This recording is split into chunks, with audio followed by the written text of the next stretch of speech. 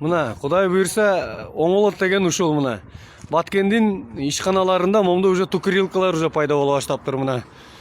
Жаштары да, карылары да уже бул тукурилкаларда эме кылат экен.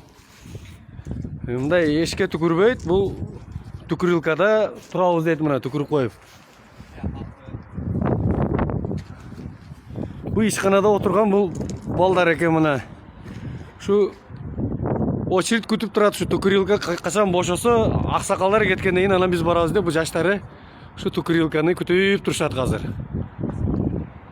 А бу жерде мына уже тукурилкага уже келип, мына аксакалдар уже түкүрүп насвайчеге отурушат, ушул жерде мына турушат. Бу кандай болуп калды эми жигиттер, бу жакшыбы? Тукурилка пайда болуп калып, жакшы болуп калдыбы? Кандай дейсиңер эми? Жакшы болду, азыр мына неме болуп калды, бизде айылдагылар дагы азыр үйлөргө дагы коюлуп атат ушундай. Тукурилка, Базарда сатылып баштады ушулар. Тукурилкалар уже чыгып калган турбайбы уже базарга, жакшы, жакшы. Анда бу буну эмне себептен эми штраф төлөбөйлү деп жасап койдуңар да эми, Эми штраф, жумуш жок, мына өзүбүз бу жерде ушинтип жүрөбүз, анан 5500 акча жок да ошонун. Жакшы, жакшы. Бу молодежьтор келеби экен бу? Бу очередь деп атты эле жаңы эле могул жерде бир молодежьтор бу. Мына. Бу жаштар келип ушундай турбайбы, Мына баткендиктер насты мынамдетип чегип баштаптыр азыр. Остановкада отурат мына үчөө. Ana ошентип уже башталды мына.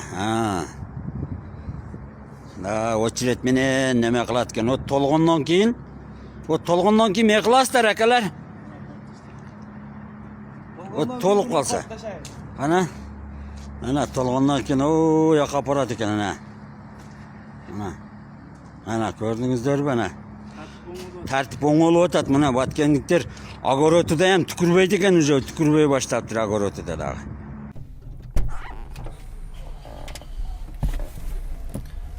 Жап тетип алаңарсың чакага. Чаканы көтөрүп алып ошого түкүрөт жана там берчи. Не oldu? Тигине. Кандай дейсиң? Чака көтөрүп алып Бишкекте ушундай жашоо болуп калыптыр өнөрү. Хорошо.